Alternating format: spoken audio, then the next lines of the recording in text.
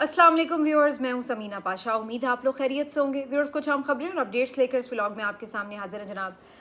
पिंकी वाला मामला बहुत बढ़ चुका है और पिंकी ने अब जो इंकशाफात किए हैं उसके ऊपर दिन भर बात होती रही। लेकिन पिंकी के इंकशाफात में ऐसा क्या था और बनी गाला की अहम शख्सियत से पिंकी का क्या ताल्लुक था, मीडिया वालों को पिंकी ने क्या कहा, अब ये सारी चीज़ें जो हैं वो डिस्कस तो हुई हैं, लेकिन ऐसा लगता है कि इसके कुछ पहलू अभी तक पोशीदा हैं और उनके हवाले से बात नहीं हुई। उसके ऊपर भी बात करते हैं। इसके अलावा आपको बताएंगे कि election commission of Azad Kashmir ने भी इलेक्शन कमीशन ऑफ पाकिस्तान की तरह पाकिस्तान तहरीके इंसाफ को एक पार्टी मानने से इनकार कर दिया है और वहाँ पे भी कुछ वैसी ही सूरत हाल नज़र आ रही है जो आपको आम इलेक्शन में नज़र आई कि पाकिस्तान तहरीके इंसाफ के उम्मीदवार आज़ाद उम्मीदवारों के तौर पर मुख्तलिफ निशानात के ऊपर इलेक्शन लड़ेंगे। इसके ऊपर भी तफसील से आपको बताते हैं। कुछ मिलना मिलाना जो चल रहा है उसके ऊपर भी गौर करेंगे। तो काफ़ी कुछ है इस व्लॉग में। आपसे रिक्वेस्ट है कि चैनल को सब्सक्राइब कर लें अगर अभी तक सब्सक्राइब नहीं किया। तो पहले बात कर लेते हैं कि जनाब पिंकी साहिबा जो है इनका मामला है क्या और आज जो उनके इंकशाफात थे उससे क्या बदबू आ रही है और क्या करने की कोशिश की जा रही है। पिंकी आपको पता है कि जिस तरह जिस अंदाज में पेश हुई उसके बाद से मेन स्ट्रीम मीडिया हो, सोशल मीडिया हो, बड़ा चर्चा हुआ और अनमोल पिंकी ने सारे जो अपने भरम दिखाए थे उसके ऊपर भी तनकीद हो रही थी कि भाई एक मुलजिमा को इतना प्रोटोकॉल कैसे मिला। तो जब उसकी दूसरी पेशी हुई तो अब वो प्रोटोकॉल वगैरह तो देखने में नहीं मिला, बल्कि बड़ी झुरमट में और बड़ा पकड़ दकड़ के उनको लाया गया अदालत में और उनके चेहरे के ऊपर एक चादर भी डाली हुई थी और इसके बावजूद कि वो कोशिश कर रही थी कि वो चादर हटा के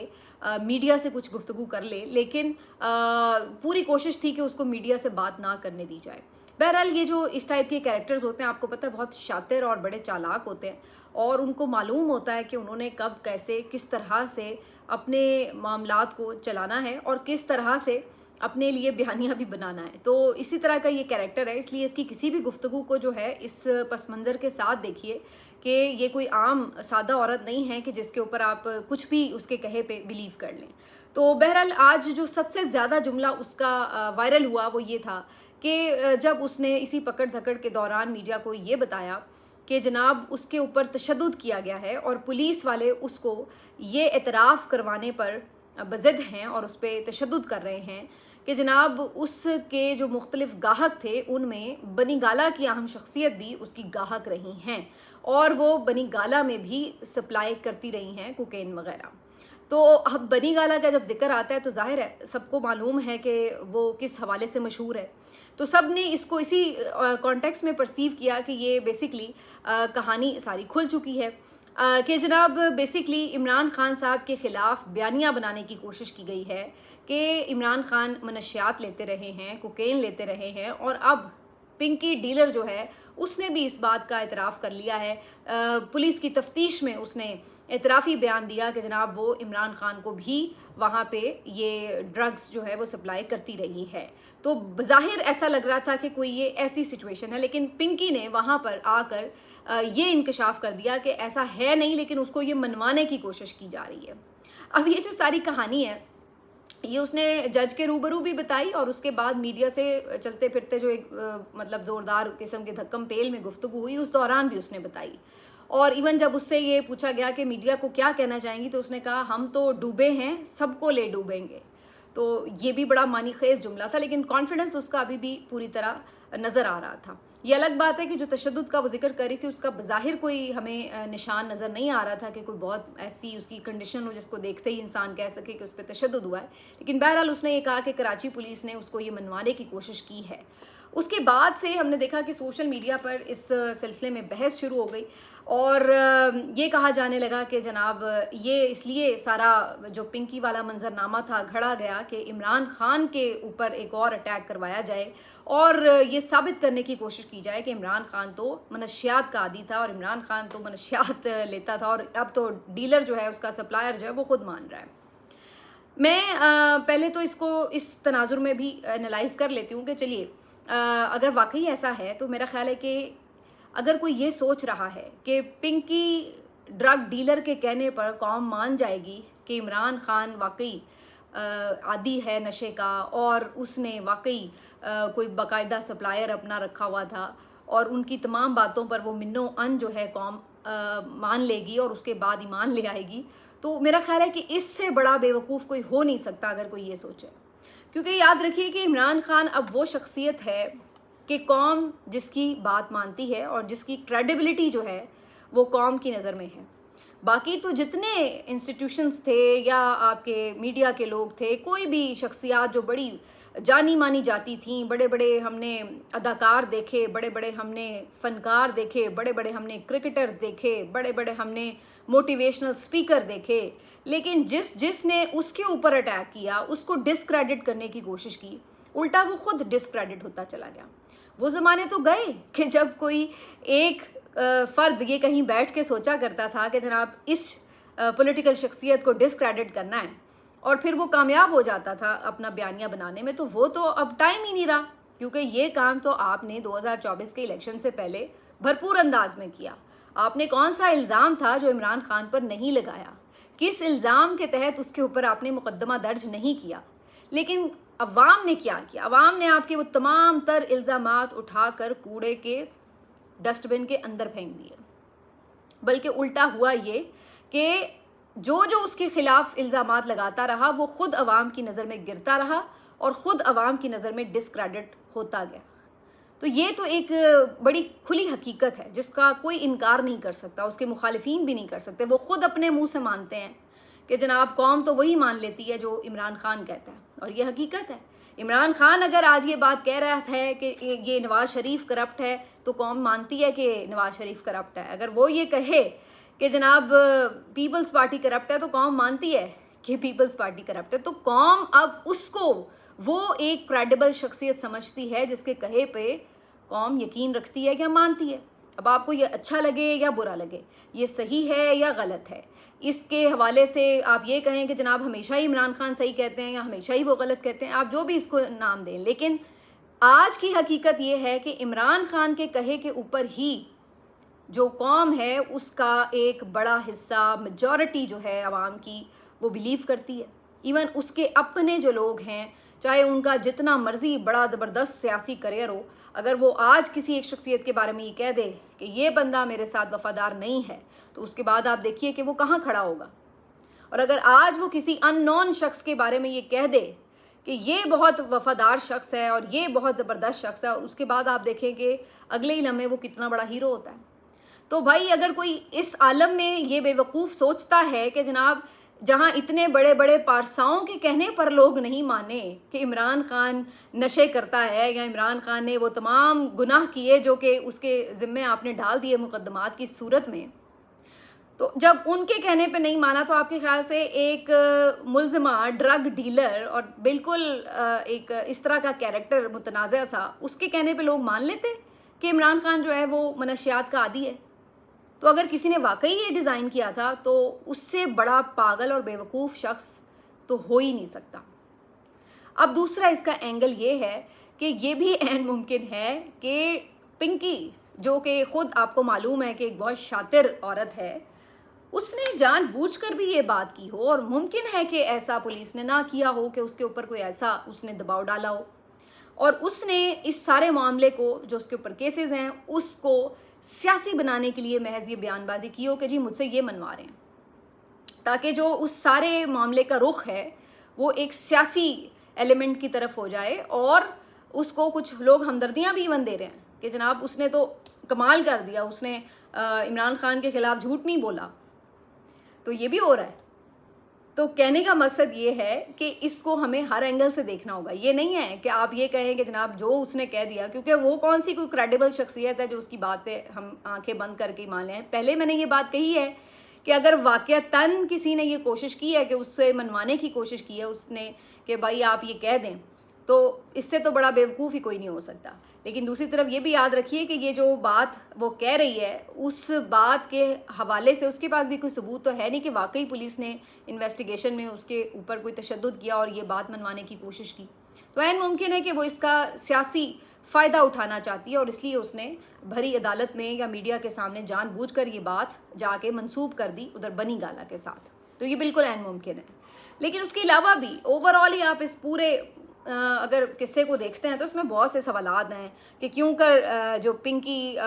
लाहौर से गिरफ्तार होती है वो क्यों उसकी गिरफ्तारी जो है कराची में जाके जाहिर की जाती है, पहले उसको क्यों इस प्रोटोकॉल के साथ आने दिया जाता है, फिर वो जिन किरदारों के नाम ले रही है, बहुत से उसमें अफसरान हैं, बड़े अदाकारों के नाम ले रही है, कुछ सियासतदानों के भी नाम ले रही है, तो ये तमाम जो किरदार हैं उनके हवाले से आखिर क्या मकसूद है कि उनके नाम जो हैं वो मंजर आम पर आ रहे हैं और उसका इतराफ़ी बयान जो है वो किस हद तक क्रेडिबल समझा जा सकता है। इस पूरी कहानी में बड़े लूप होल हैं, क्योंकि बहुत से लोग इसको इस अंदाज से भी देख रहे थे कि इसमें चूँकि सिंध पुलिस और सिंध की कुछ शख्सियात का भी जिक्र है, तो बहुत से लोग ये भी कह रहे हैं कि कहीं ये भी 28वीं तरमीम के हवाले से कोई प्रेशर डालने की कोई टैक्टिक है। तो अब असल कहानी क्या है ये तो अल्लाह बेहतर जानता है, लेकिन ये अगर हम तारीख़ी तौर पर बात करें ना कि पाकिस्तान में इस तरह के किरदारों की तारीख़ क्या है, तो उसमें कभी भी ये पुरअसरार किरदार जो होते हैं पूरी तरह से सामने नहीं आ पाते और इनकी कहानियाँ बड़ी अनसेड ही रहती हैं। आपको सही तौर पे जिसको आप कहें ना कि जी बिल्कुल क्लैरिटी मिल जाती है इस तरह के मामलात में, तो ऐसा हमने पाकिस्तान में होते देखा नहीं है। अचानक से इस तरह के कोई कैरेक्टर सामने आते हैं और एकदम थरथली मच जाती है, हलचल मच जाती है और उसके बाद फिर एकदम ही वो कहीं मंजर से गायब हो जाते हैं और फिर उसके बाद पता भी नहीं होता कि भाई उन केसेस का क्या बना क्या नहीं बना, और ना ही कोई फिर बाद में उसको फॉलो कर रहा होता है। तो बाज़ औक़ात यही लगता है कि इस तरह के कैरेक्टर्स जानबूझकर मार्केट में लॉन्च किए जाते हैं, कोई तवज्जो हटाओ मुहिम होती है या उससे कोई किसी की बाजू मरोड़ना जो है वो मकसूद है, जो भी उसकी वजह होती हो, जो भी उसके मकासद होते हों, लेकिन कोई ऐसे कैरेक्टर्स आते हैं और उसके बाद वो गायब हो जाते हैं और कोई उनकी कहानी जो है वो किसी लॉजिकल एंड तक पहुंचती भी नहीं है। तो अब ऐसे ही ये पिंकी साहिबा जो है ये बता रही हैं कि वो 10 साल से 15 साल से ये काम कर रही हैं। भाई इतनी देर आप काम कर रही हैं तो ये कैसे मुमकिन है कि पुलिस की नॉलेज में लाए बगैर इतनी देर से एक नेटवर्क चल रहा हो और पुलिस को कानो कान खबर ना हो और उसमें इतनी इतनी बड़ी शख्सियात भी मुलविस अगर हों, तो ये खुरा जो है ना वो फिर पता नहीं कहाँ कहाँ निकलता है। फिर ये भी आपको पता करना पड़ेगा कि भाई कौन लोग हैं जिनकी उसे एक सरपरस्ती हासिल रही है और किस कदर सरपरस्ती हासिल रही है कि कभी उसका इससे पहले नाम ही नहीं सुना आपने। तो ये बहरहाल अभी चलेगी कहानी और लेट्स सी कि इसका जाके किधर अंजाम होता है। लेकिन इसमें मेरे ख्याल से अगर देखा जाए तो अगर आज भी कोई पॉलिटिकल नैरेटिव की बात की जाए तो वो तो फिर आज भी इमरान खान का ही प्रिवेल करता नज़र आता है ना। लोग तो फिर आज भी यही बात कर रहे हैं कि भाई जब एक शख्स पिछले 3 साल से जेल में है, वो आपकी अपनी कस्टडी में है रियासत की, तो अगर वो कोई मनशियात का आदी होता तो पिछले 3 साल में आपको पता लग चुका होता, क्योंकि जाहिर है जो शख्स मनशियात का आदी होता है वो तो 2 दिन नहीं गुजार सकता। तो जहां आपने उसकी इतनी कैरेक्टर असैसिनेशन की कोशिश की, आप उसकी जेल में कोई ऐसी वैसी हालत होती तो आप तो उसकी वीडियोस बना के डाल देते कि लोग भी देख लें। आपको तो एक बाकायदा तौर पर गोल्डन चांस मिल जाता कि आप उसको डिस्क्रेडिट कर पाते और प्रूव कर पाते अवाम की नज़र में कि देखो जी ये तो आपका मसीहा जो है वो ड्रग लेता है और ये ड्रग एडिक्ट है। तो ऐसा कुछ था नहीं, इसीलिए आपने देखा कि खुद राना सनाउल्लाह साहब भी इस बात को तस्लीम किए कि उनके मुतालिक ये गुमान था कि शायद वो कोई ड्रग्स लेते हैं या कोई इस तरह की नशावर चीज़ें लेते हैं, लेकिन वो साबित नहीं हो सका क्योंकि ज़ाहिर है इतनी सख्त सिक्योरिटी जहाँ पे उनकी बहनें नहीं मिल सकती, जहाँ पे उनसे कोई जाके मुलाकात नहीं कर सकता, उनकी शक्ल नहीं देख सकता, वहाँ पर जाहिर है कि कोई उनको मनशियात तो नहीं पहुँचा रहा होगा ना। तो जाहिर सी बात है ये रियासत की इस वक्त सख्त तरीन कस्टडी में है, तो इस बात को साबित करने के लिए कि वो कोई ड्रग एडिक्ट नहीं थे, ये बात ही अपने आप में एक सबूत काफ़ी है कि पिछले 3 साल से ऐसी कोई चीज़ आप सामने नहीं ला सके। तो बहरहाल आजकल बस बहुत सारी चीज़ों में बाज़ औक़ात मैंने देखा ऐसे भी लोग यानी मशहूर होने के लिए भी या तवज्जो हटाने के लिए भी जानबूझकर चीज़ों को जो है इमरान खान साहब से लिंक करते हुए नज़र आते हैं। बहरहाल जी कुछ दीगर खबरें भी हैं, उन पे भी नज़र डाल लेते हैं। एक तो जो आज़ाद कश्मीर में इलेक्शन होने जा रहे हैं, election commission of Azad Kashmir ने पाकिस्तान तहरीक इंसाफ की वहाँ पे भी जो रजिस्ट्रेशन है वो करने से इनकार कर दिया। कोई वजूहात सामने तफसीली नहीं आई। अब्दुल कयूम नियाज़ी साहब जो वहाँ पे उनके सरबराह हैं पाकिस्तान तहरीक इंसाफ के, उन्होंने कहा है कि वो चैलेंज करेंगे, लेकिन आपको पता है चैलेंज भी किधर जाके करना है, दालतें भी वैसी हैं। तो कहने का मकसद ये है कि वो पूरा प्लान उसी तरह का बनाया गया है कि वहाँ पर भी एक पार्टी के तौर पर पाकिस्तान तहरीक इंसाफ जो है वो अपना इलेक्शन ना लड़ सके, बल्कि गाजर मूली और बैंगनों के ऊपर जो है वो निशान लगाने पड़ेंगे। वहाँ पे भी ज़ोर वहाँ पे भी काफ़ी है। कुछ मैंने वीडियोस देखी हैं जो बताती है कि वहाँ पे भी इमरान खान का जादू सर चढ़कर बोलता है, लेकिन उनको एज पार्टी ना तो इलेक्शन कॉन्टेस्ट करने की इजाज़त मिलेगी और ना ही जाहिर है कि उस अंदाज से पाकिस्तान तहरीक इंसाफ बहुत बढ़ चढ़ के कोई कैंपेन कर पाएगी। तो ये तो हमें नज़र आ रहा है। लेकिन ये इस पे बहुत से लोग तनकीद भी कर रहे हैं कि जी वकीलों के पास पार्टी है और फिर भी इस तरह के मसले उनके हल नहीं होते। तो भाई यहाँ वकील क्या, यहाँ पे मेरे ख्याल से आप कोई भी जादूगर भी ला के बिठा देना तो आप इनकी अगर आप ये कहें कि रजिस्ट्रेशन हो जाएगी तो वो नहीं होगी, क्योंकि जो उसके अलावा जादूगर है ना जिनके हाथ में इस वक्त मुल्क है तो वो उनसे आगे पहुंचे हुए लोग हैं, ठीक है ना। तो इसलिए इसमें गलती किसी वकील की या कोई इस तरह की अगर आप कहें कि जी उनके ऊपर डालने से मसला हल हो जाएगा, ऐसा कुछ है नहीं। यहाँ कौन सा बड़ा कोई लॉ के ऊपर सब चल रहे हैं जी, इसलिए अगर किसी वकील ने कोई अच्छा नहीं कानून निकाला या कोई अच्छी हिकमत अमली नहीं बनाई तो जी इसलिए नुकसान हो रहा है, तो वो वाला तो मामला ही नहीं है। तो लिहाजा ये सोच रखिए कि जो कुछ डिसाइडेड होता है रियासती सतह पर वही आपको इम्प्लीमेंट होता नज़र आता है, चाहे वो इलेक्शन कमीशन हो चाहे अदालतें हों। तो इसलिए किसी की गलती हो या ना हो इससे कोई ज़्यादा फ़र्क पड़ता नहीं है। लेकिन बहरहाल देखते हैं कि अब वहाँ पे भी क्या उसी तरह आज़ाद उम्मीदवार जीत पाते हैं या वहाँ पे भी कोई रिगिंग का ही प्लान है। लेकिन मैं ये बात जान के बड़ी वैसे हैरान भी थी और यानी मुझे मेरे लिए एक वो आप कह लें कि ये इस रजीम के हवाले से मेरे लिए काफ़ी हैरानकुन खबर थी कि यानी 3 साल हो गए आपको रुलते हुए मारते हुए इन लोगों को सब कुछ करते हुए और अपने आप को प्रोजेक्ट करते हुए ऐसे कि जनाब हम बहुत ज़्यादा तजर्बाकार है और हमने दूध और शहद की नहरें बहा दी, और उसके बाद आज भी आपका हाल ये है कि आप इमरान खान के मुकाबले में खड़े होकर इलेक्शन नहीं लड़ सकते। जबकि पिछले 3 साल से आपने पार्टी भी तोड़ी है, उसकी शक्ल नहीं देखने दी, उसकी बात नहीं सुनने दी, सब कुछ आपने किया, उसको सजाएं भी दी, उसके खिलाफ पूरी कैंपेन्स भी चलाई और आखिर में तो आपके टाउट्स ही आके मैं बता रहे कि जी अब वो तो रेलेवेंट ही नहीं रहे। भाई एक बंदा रेलेवेंट नहीं रहा, लेकिन आप ये देखिए कि अभी भी आपकी तमाम जमातें मिलकर भी उसके मुकाबिल इलेक्शन नहीं लड़ सकती। अभी भी आपको ये हथकंडे अपनाने पड़े हैं कि जनाब उससे निशान अभी भी नहीं हम अफोर्ड कर सकते देना, अभी भी हम उसको एज पार्टी जो है इलेक्शन लड़ने देना या कैंपेन करने देना ये अफोर्ड नहीं कर सकते। तो आप अंदाज़ा लगा लें कि उसकी मकबूलियत फिर आज भी कहाँ खड़ी है, कि अगर आज भी आपका 3-4 साल बाद भी ये हाल है कि आप उसका निशान तक अफोर्ड नहीं कर पा रहे इलेक्शन में और उसके मुकाबले आज़ादाना इलेक्शन नहीं लड़ सकते, फ्री एंड फेयर इलेक्शन नहीं लड़ सकते, तो दुर्फिट है मुँह आपकी शक्लों पर कि आपसे जो है वो इतना भी मैनेज नहीं हो सका 4 सालों में कि आप इतना ही कारकर्दगी कर लेते कि कम से कम 4 साल बाद तो आपको कोई कंधे ना तलाश करने पड़ते कि जिसके ऊपर चढ़ के आपने वहाँ पे इलेक्शन जीतना है। आज भी आपको उस शख्स से मुकाबले के लिए पिंकियों जैसे किरदारों की ज़रूरत है, तो जाके अडयाला वाले के पाँव ही पड़ जाएं, वहाँ जाके उसी से ही माफ़ी मांग लें भाई फिर कि भाई हमसे नहीं हो पाया, हमने हर कोशिश करके देख ली। आज भी आपका अगर बस यहीं तक ही चलता है कि आपको ऐसे कैरेक्टर उतारने पड़े, आपको इनके निशान छीनने पड़े, आज भी आपको उसका इतना खौफ है कि आप उसकी मुलाकात अफोर्ड नहीं कर सकते, आज भी आपको इतना खौफ है कि आप उसका इलाज अफोर्ड नहीं कर सकते, तो फिर आप किधर खड़े हैं? अपनी स्टैंडिंग तो ज़रा देखिए कि आप कितनी वीक विकेट पर जो है वो इस वक्त खड़े हुए हैं। मैं समझती हूँ कि ये पाकिस्तान तहरीक इंसाफ इमरान खान की एक अजीम कामयाबी है कि अगर आज भी ये जो बेनिफिशरी जमातें हैं तमाम तर इस्टेब्लिशमेंट की सपोर्ट, 4 साल की बेपनाह किस्म की लूट मार और उसके बाद ये जुल्म सितम के बाद भी आज़ादाना इलेक्शन में नहीं जा सकती, तो फिर उसके बाद पीछे पल्ले क्या रह जाता है। बहरहाल जी कुछ और लोग भी मुतहरिक हैं। नेशनल डायलॉग कमेटी जो है आपको पता है जो जिन्होंने पाकिस्तान तहरीक इंसाफ छोड़ दी थी उन रहनुमाओं पर मुश्तमिल, उन्होंने भी मौलाना फजल रहमान से जाके मुलाकात की है। इसके अलावा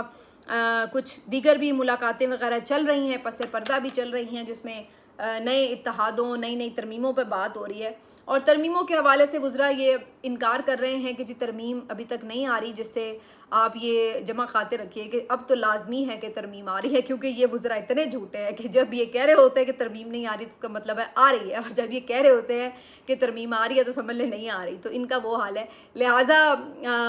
तरमीम जो है उसकी आपको नज़र आ रहा है आमद है, और उसी वजह से आपको बहुत कुछ हैपनिंग जो है वो होती नज़र भी आ रही है। चलिए मिलते हैं आपसे अगले वीलॉग में। अपना ख्याल रखिए। अल्लाह हाफ़िज़।